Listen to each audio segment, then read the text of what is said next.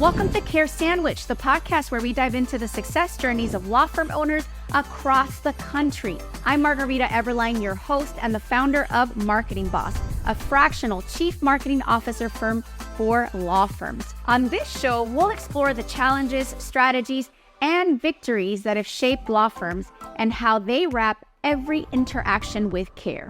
Because we believe that caring isn't just a value, it's a strategy for success. So grab your favorite sandwich, sit back, and let's dig into a conversation filled with insight, inspiration, and of course, a lot of care.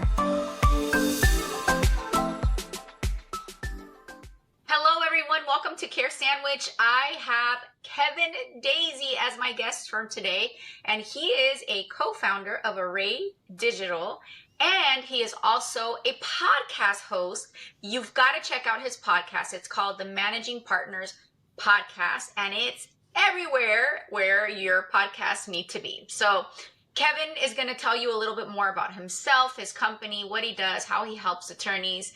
And before he does that, though, he's going to answer a very important question, the most important question we ever ask on this show, which is, what is your favorite sandwich? Because it is, after all, the Care Sandwich podcast.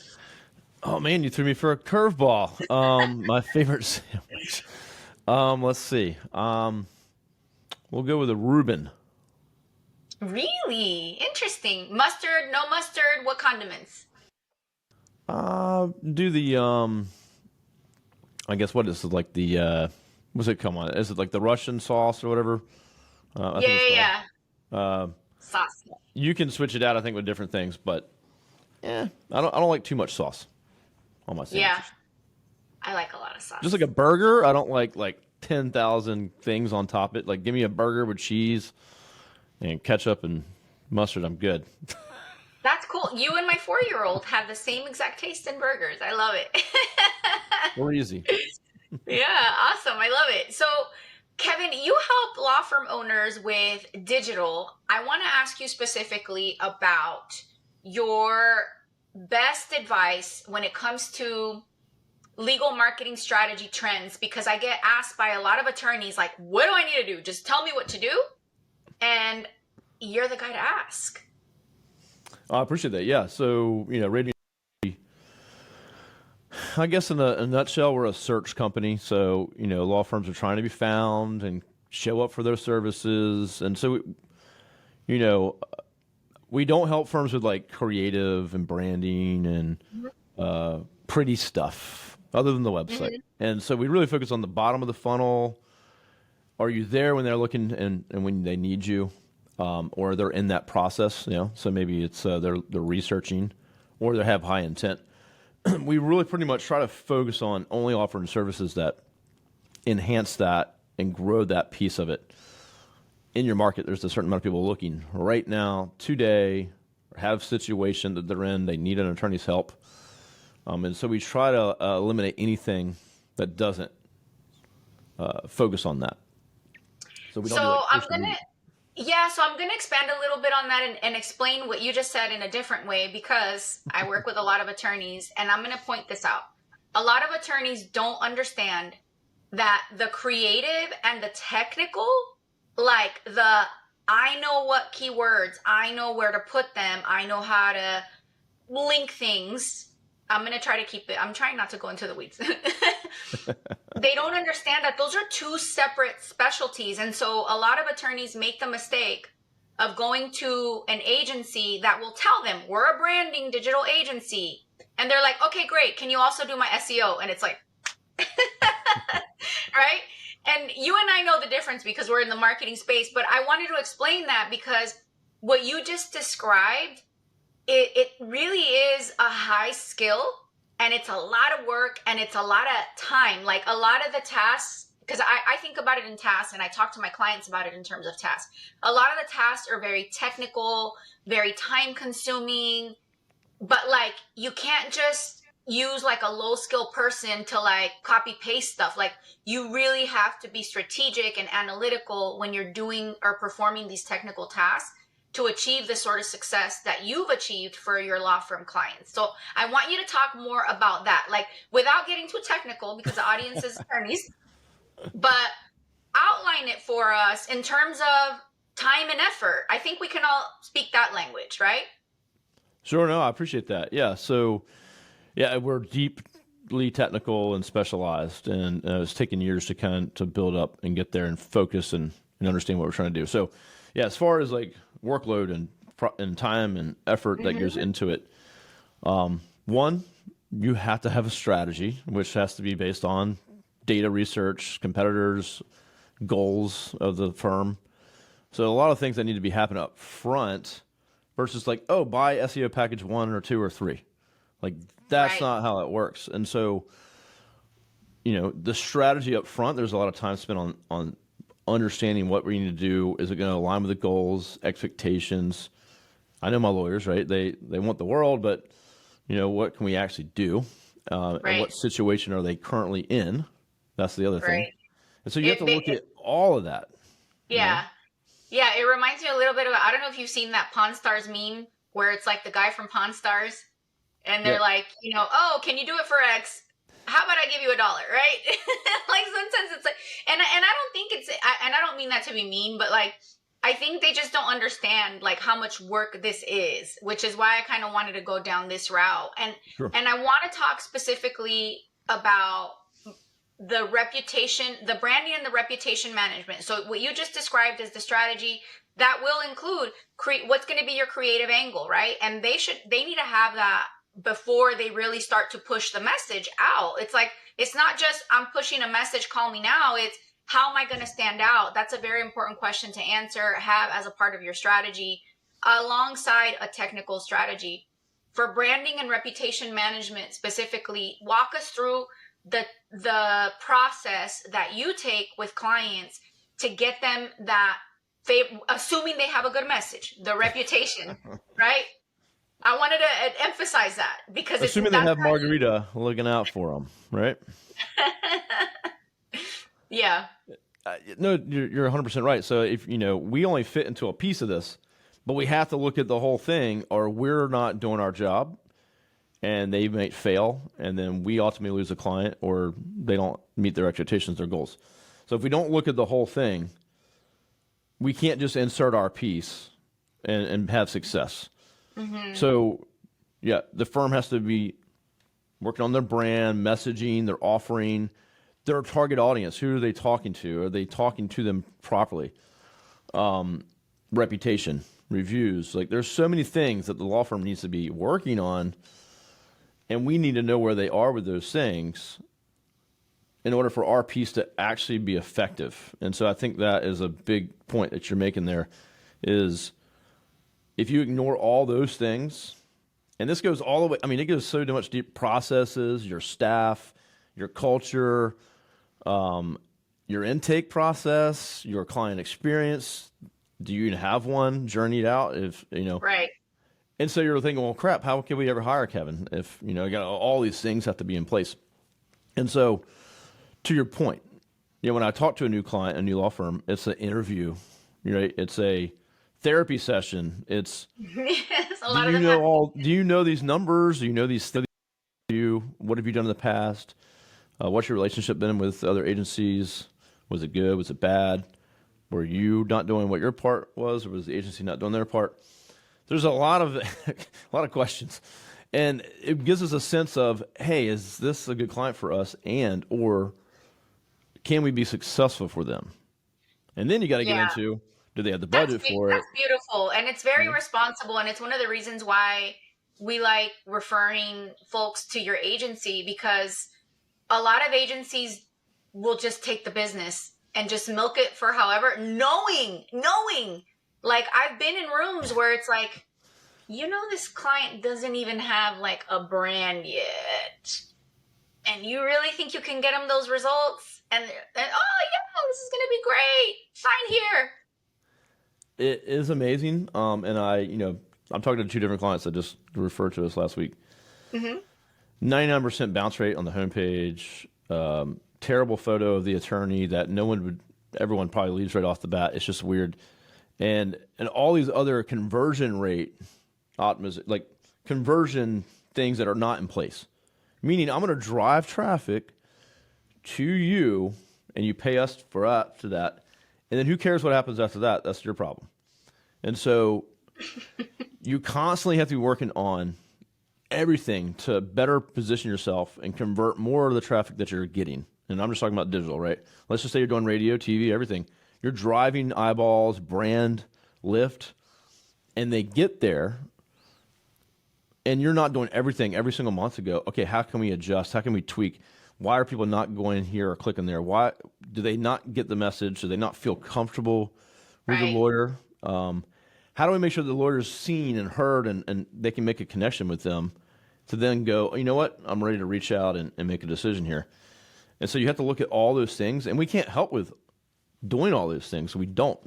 You bring in people like yourself and internal marketers and other agencies to get those things to be addressed. So, yeah, back to your point. It's a lot that goes into it, and makes it difficult to You you can't mentioned sell every farm. So Yeah, you mentioned a KPI, a term that I want to go back to and expand on. If you're an attorney and you're listening to this, I want you to find out, and this is something simple that anybody can do if you have Google Analytics or your marketing team or whatever. Just ask your team this question. What is the bounce rate on my website and my landing pages? I'm gonna put on my CMO hat and tell you the way that I process when I see a high bounce rate. The second question that I ask is, if I have a high bounce rate, am I selling? Because if I have a high bounce rate and I'm selling, that means that people are getting in, getting what they need, making a purchase and getting out. I'm not going to worry about that.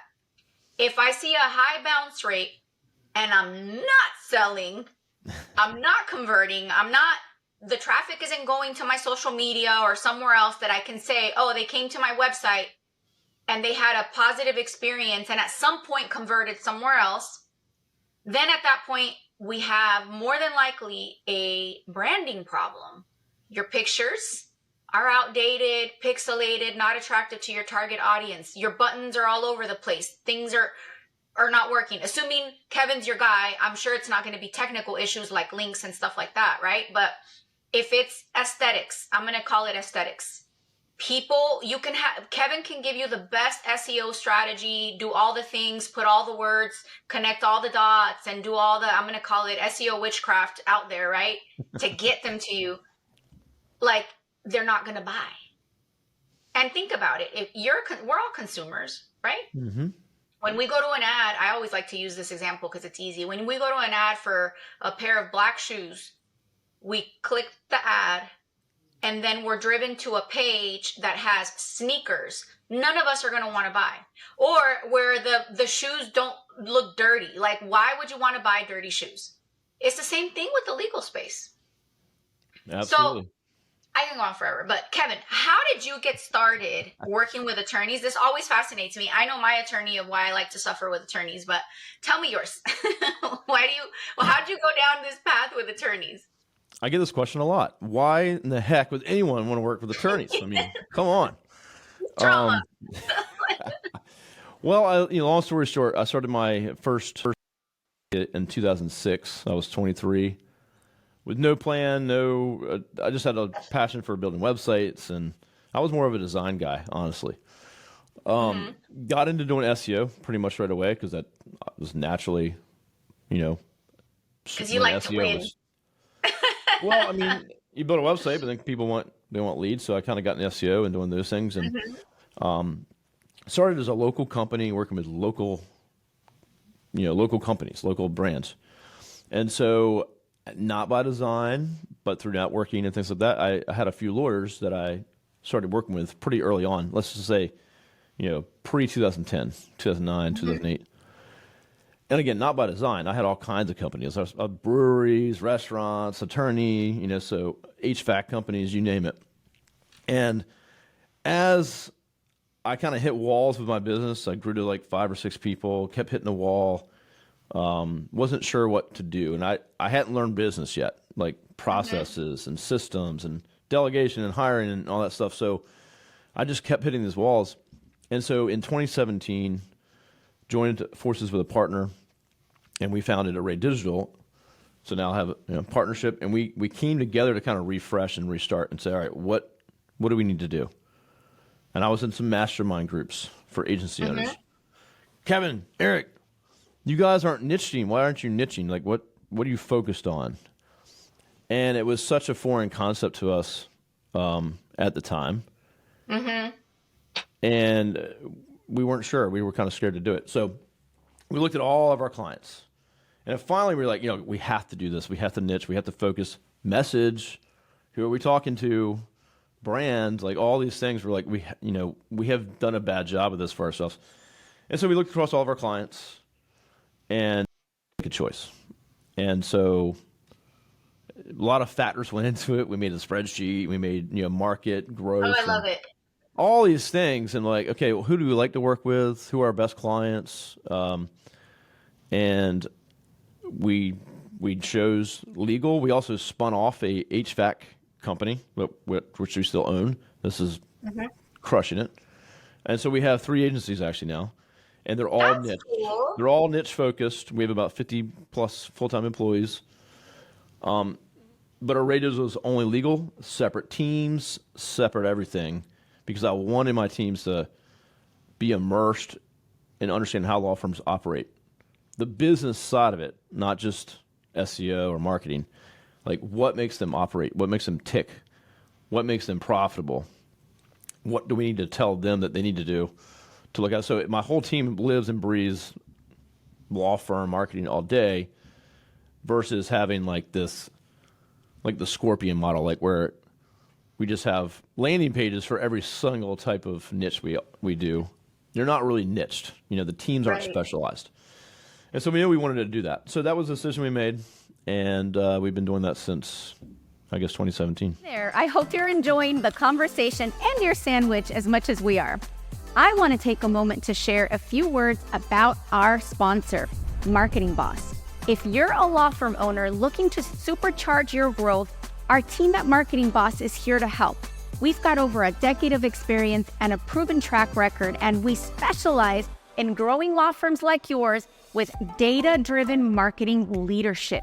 So if you own a law firm and you're ready to get a predictable, steady flow of cases from your marketing, let's connect at marketing-boss.com. And let me ask you this. Of course, it's a no-brainer if you have a law firm and you need somebody that does what you do to say, just hire me, right? But assuming that you want to walk them through, meaning hire you, assuming that you want to walk them through the thought process of what should you even look for, or how should you even vet an agency. And I love having these conversations because as a CMO is one of the things that I help my clients do, right? Sure. Smoke out the phonies and really get to the bottom of, do they know their stuff or not?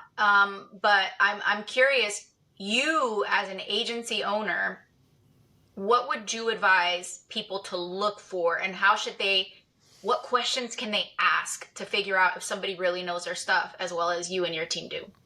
Sure. Well, so we do web development design, and then of course SEO, Google Ads, search, local, stuff like that. But that's kind of like if you're looking for those kinds of things. So I would say first, are they asking questions and listening and recording notes the first meeting? I have no clue what they need. I have no clue where they are. And no matter what the recommendation, we can try to move fast, but that's a bad idea. So are they asking lots of questions, some sensitive, like what's your revenue, what's your lead count, what's your average case value, what's your close rate, what's your intake like, what process you have in place? So if they're not asking a lot of questions and you're just boom, sales presentation, we can help you with A, B, or C package, then automatically they have no information to even build a strategy or understand if they can be successful for you. They don't know that. So I would say cut them out right away. Second, they have to be really good looking and you have to like them. That's good. So if they can't build a strategy for you, then already you're in a bad spot. Next, I would say things to look out for. What is their content like? This is SEO specifically. Content. Have you read their content for the clients? Is it written by AI or is it written by human beings? Now you can leverage AI. Mm-hmm. We do all human. We also have a AI assisted type for different price points, and then we have a co-create program where we work with our clients to write, because lawyers love to write, and some you can't write for. They just won't do it. And so we have a co-create program where we work and do client workshops, video calls. We lay out every single heading, the title, That's the nice. data. They just answer the questions. So it's like you're talking to me right now. We'll record you and say, hey, what's the what happens if you get pulled over for a DUI, blah blah blah, in Florida? They can just answer it or write it up, and literally it's their voice, their response. It's unique to them, and it's legally accurate, right? Mm-hmm. So we have different options because we can't just write for every attorney, because sometimes they won't allow it. They just don't let it happen. Yeah, I've met a couple. And content, our content process is pretty unique. Are they following ABA guidelines for every single state, right? Have you read just read the content or look at it. A lot of attorneys don't have a clue. They don't read it. They don't approve it. And so there's ethical issues, there's legal issues, and then there's ABA. And then I think the most important, which is missed most of the time, is your brand and your voice. Read the blog that the agency wrote, and you're expecting a client to read that, and it doesn't sound like you, it doesn't carry like you, it's not positioned for that avatar. That's a massive problem, and no one catches that. Yeah, a lot of people don't look at that. They just think, oh, if all the right things are in place, this has to work, and it's like, no, the experience it's for has to be SEO. there. It's for Google. No, you know what Google wants? Real helpful content from real experts that are trusted, that have unique content. Meaning AI can't just go regenerate it. It's unique, and that's how you're going to win. And then the client wants to feel like they have a connection, and you're answering their question, and they go, you know what? I love what they're saying, and I feel like they can represent me. Yeah. So it's so important, and then that content can be used for other things and social and whatever. But just think about your content in blogs. It's not for Google. It's for the client on the other end, and that's what Google wants. So position yourself that way, and you'll win. Other big things is backlinks. I'm going to get you 100 backlinks, Margarita, per month. That's not good. You don't want to do that, and they're not going to be quality. They're going to be spammy. I'm talking to a client right now that's got like a sex India, foreign countries sites links, and you can see it was just acquired, right? Look at backlinks that are being done. It should be a few a month, depending on your budget. Well thought out, well researched, relevant, quality traffic. Literally, really handpicked. It's handpicked. You look at potential links. We have a budget that we pull from. We use that client's budget, and we handpick and select and get those links on a monthly basis. And then, are they doing digital PR? Do they offer that service? That's a great way to get backlinks. What's digital PR for those that don't know? Digital PR would be any firm news. It could be a new attorney, new services, new locations, whatever. Every firm has ability to have some news. We draft up, it's a content writing service, but we draft up a press release for that firm. And then we distribute that out to, if it's a state, let's say if you're focused in Florida, then we would distribute that out to every news outlet in the state of Florida. So it might be a couple hundred, 200. And so it gets picked up on physical news outlets, digital websites for news outlets that have digital, of course.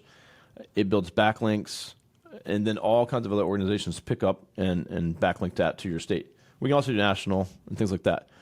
But it creates a natural real backlinks, brand lift, brand mentions. It goes beyond. It can expand out to interviews. And just like if I was to get you on to the local news channel, right? We're doing it at scale, and we can do that on a monthly basis for a firm. So it's got so many benefits to it. And then, of course, the firm can put that in newsletter, email outreach. They can use it for other things on LinkedIn as well. So I love that. And Kevin, if somebody's listening to this and they're like, oh my gosh, I got to talk to this guy. I think he's got what I need for my law firm, right? Because of course, just it's got to happen with at least one person listening to this. How can they get a hold of you? Well, you can go to arraydigital.com. If you want to connect with me personally, which I strongly encourage. I love connecting with people and talking to people. You don't have to be a client. LinkedIn. I'm heavy on LinkedIn. So Kevin Daisey, that's Daisey. And I post often on there. I connect with, I have 20-some thousand law firm or lawyer followers. Mm-hmm. And then the podcast, the Managing Partners podcast, 350. How can somebody apply to be on your podcast? Yeah, so reach out to me by email, Kevin at arraydigital.com, LinkedIn. I'm always looking for amazing guests. You are being one of them. Yay. So I've had 350 law firm owners. Most of them, Ken Hardison, Louise Scott. I got Bob Simon coming on in a week or so. So some of the best, Ben Glass, you name them. And so there's a lot of great content and conversations, just like we're having here, from those leaders in the legal space. And there's a lot of good content you can learn from. So, yeah, there's a few ways to connect with me, but you choose one, and I'll be happy. There you have it. You have so many different choices, and thank you so much for all those tips. Is there anything else that you'd like to share with our audience? I know you're really big on, hey, no matter what size or how old your firm is, you can benefit from a digital presence. Anything that you want to share? Last words of advice? Yeah, I would say, I worked hard last year with my team to come up with plans and packages that, even the smallest firm, a solo, we can get them started on their journey. It's coaching, it's content, it's a website, it's included at even $850 a month. You get a website just as much. Get a website as someone paying us $50,000 a month, because all the same. Like, it's the same platform that anyone's going to get. So, also we offer all the way down to solos that need this help, and they need to start this journey of organic and SEO and content. But I think one of the biggest tips, listening to Margarita and what she's doing, but the brand, your messaging, there's so much upfront work that you have to figure out. Again, we talked about this for what we do to be successful. Or if you start driving some traffic with ads, or you're doing your own PPC or whatever, you're going to waste a lot of time and money if you're not taking care of those other things. And so I get all the time, Kevin, what's the biggest, latest trends? The biggest trend I see is that law firms aren't freaking doing the basic stuff. And it's all day. I'm surprised. It's just like, what are these firms doing? And some of these firms they've done okay based on referrals and building up that, but they have missed the boat on just the basic stuff. And so I bring my conversations usually back to like, well, let's talk about what you're missing before we go into technical stuff and cutting edge things, and how you can expand. You have to get these things in order, and you're going to need help outside of what we can do for you. Yeah, absolutely. And Marketing Boss can help you with that. We definitely develop brands, brand guides, creative angle, 100%. So that once you connect with the folks that are going to do all of the tasks to actually get you out there, there's substance there, and that's fun for us. So we live in that space. Kevin, it has been a pleasure. For those of you that tuned in, I really appreciate you coming on and taking advantage of this amazing content that we just co-created. And remember, if you need help, you know where to find David, and you know where to find Marketing Boss. Thanks for watching.